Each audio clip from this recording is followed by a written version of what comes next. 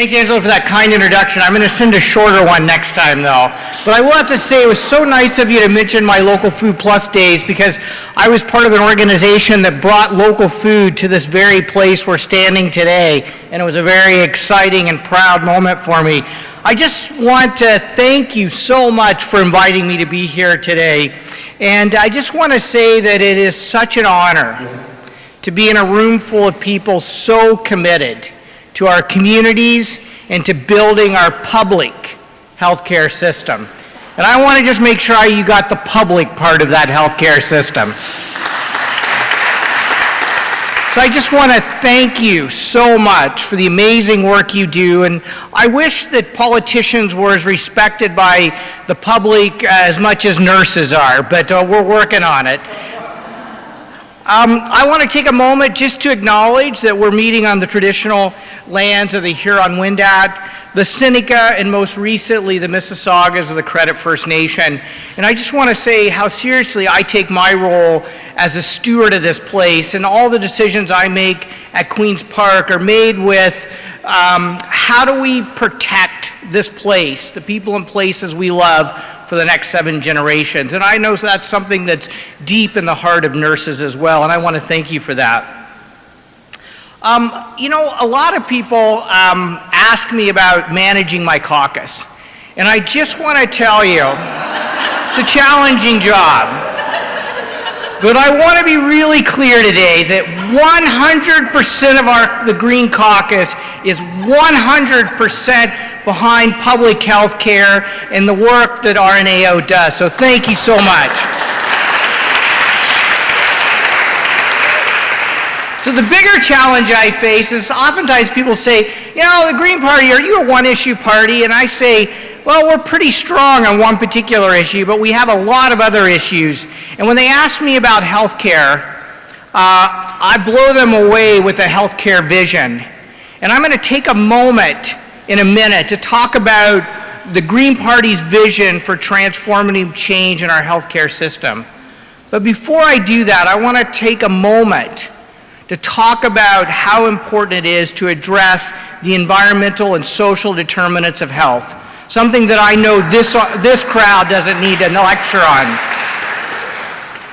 So when I think of healthcare in Ontario right now and at Queen's Park, I think there's 4 political parties, and we're all on the bank of a river, and we're watching children float by, and we're worried they're going to drown. And all of us are jumping in to pull those drowning children out of the river.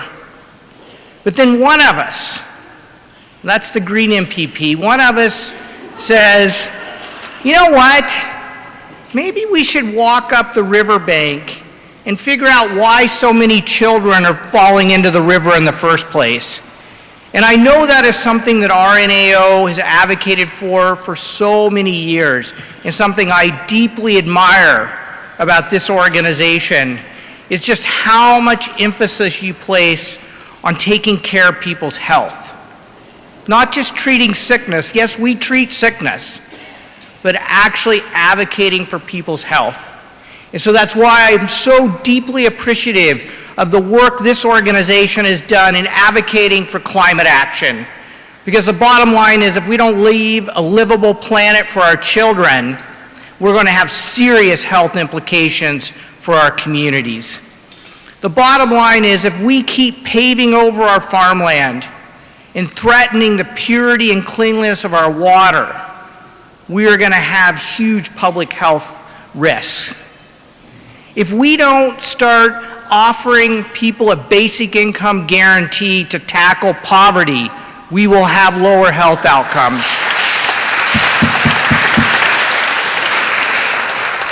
If we don't take a housing first strategy to ensure that everyone in Ontario has a place they can afford to call home, we will have lower health outcomes. And so I know the current government likes to put everything, they sort of like the put a price on everything and then value nothing. But they like to put a price on everything.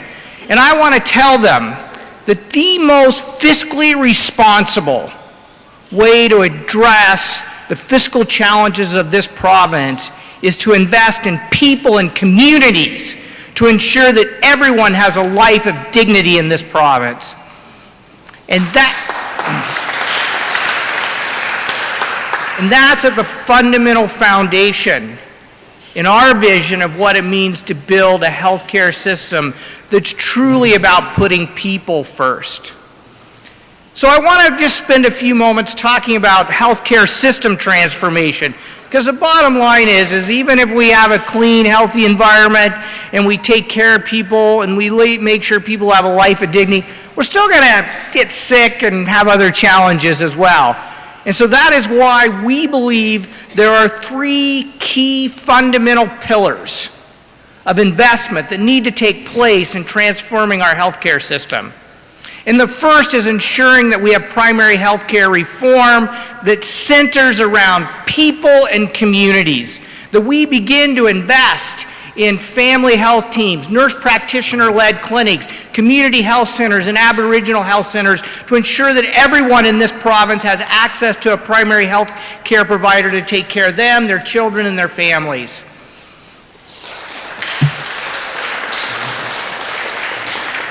We recognize the importance of having case managers at the primary health care level to help people navigate the system. We understand that 45% of emergency room admissions could be taken care of at the primary care level if we invested in primary care.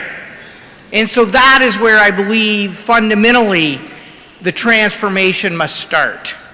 Secondly, we believe deeply in investing in long-term care facilities, ensuring that registered nurses have a place in long-term care, and that we raise the minimum level of care to a minimum of 4 hours a day to ensure that the elders in our society receive the care they need.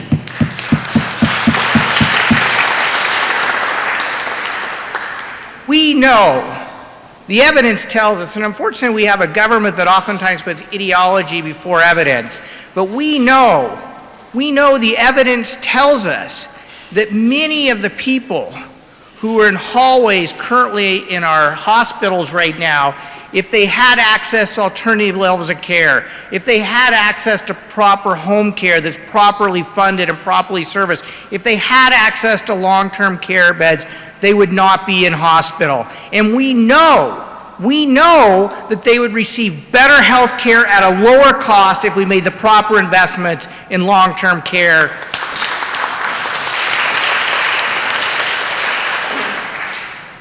The third pillar is to finally in this province address the mental health and addictions crisis facing so many people in our communities. You know, one of the most heartbreaking stories I heard on the campaign trail was I was speaking to an 18-year-old, a young man in my community in Guelph. And I went up to him and I said, "How are you doing? Is there anything I can do for you if I'm elected as your MPP?" And he said to me, "You know, I received a call last night from the suicide crisis line, and they asked me how I was doing. And I said, I really wish you'd asked me that 8 months ago when I really needed your help, and not today. And we are failing. We are failing far too many people in our communities. It is unconscionable in this province that 12,000 young people are on a wait list to receive mental health services in this province, sometimes for as long as 18 months. It is wrong that we treat the addictions crisis as a criminal justice problem when it is a healthcare problem. And it needs to be taken care of in our healthcare system. And we know that registered nurses have a primary role to play in psychotherapy and providing mental health care and services to people in our communities. And it is my ultimate long-term goal to ensure that mental health and addiction services are fully funded as part of OHIP and are fully integrated into our healthcare system.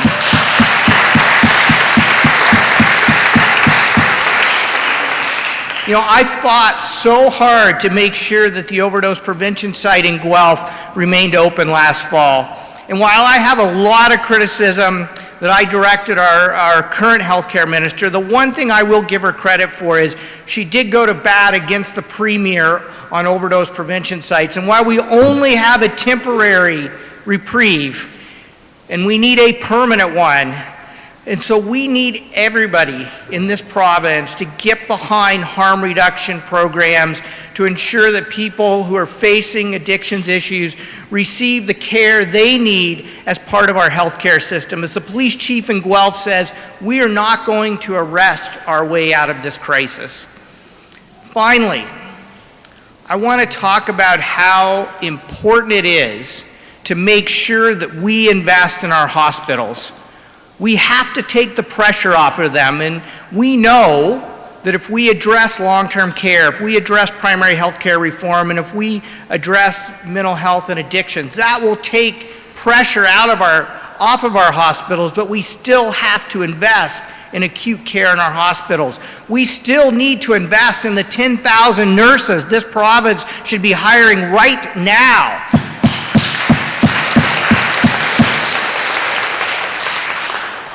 And so when the government talks about centralizing and supersizing healthcare and putting all the decisions in some super agency behind closed doors in Toronto, I want to say they're wrong, because we need local healthcare solutions. We need healthcare solutions in our communities. I know what we need in Guelph is different than what people need in Thunder Bay or in North Bay or in Windsor or in so many rural communities across this province. And so to supersize it and privatize it is absolutely wrong, and I will fight that approach to healthcare with every ounce of effort in my body.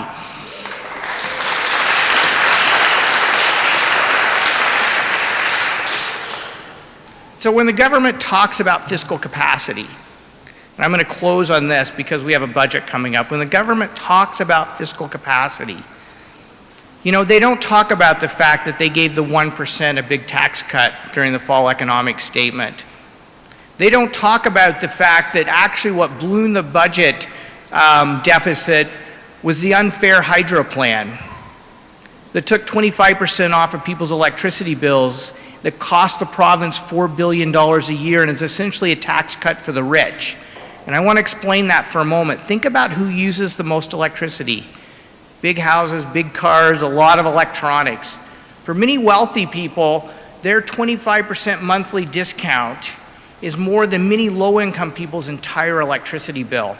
And so while we need to take some money and put it into the low-income electricity support program to support people who are really struggling to keep the lights on, we can't spend $4 billion on a politically motivated promise that neither the previous government nor the current government is willing to have an honest conversation with Ontarians about. That's $4 billion that can go into health care, can go into education, can go into social services, can go into Ontario Works, Ontario Disability Support Payments to really take care of the people we need. And at the same time, we have to have an honest conversation that Ontario doesn't have a spending problem. We actually have the lowest per capita program spending of any province in the country. So we also need to look at ways to raise additional resources. And I'm calling on the government to raise resource royalty rates. In this province, we are giving away our natural wealth. We have the lowest rate of return on resource wealth of any province in Canada. The Financial Accountability Officer's report that came out a couple weeks ago showed that our per capita return on natural resource wealth, and think of all, we're the largest mining jurisdiction in Canada. Think of all the resource wealth we have in this province that we're giving away. And if we collected just the same percentage that Saskatchewan did, that would inject another $1 billion into healthcare and education and other public services. So let's have an honest conversation about fiscal capacity, and let's fund the services that our people and our communities need. And I know that's something that RNAO is advocating for, and I'm happy to advocate with you for the people of Ontario. Thank you so much for the great work you do. Thank you for having me here with you today.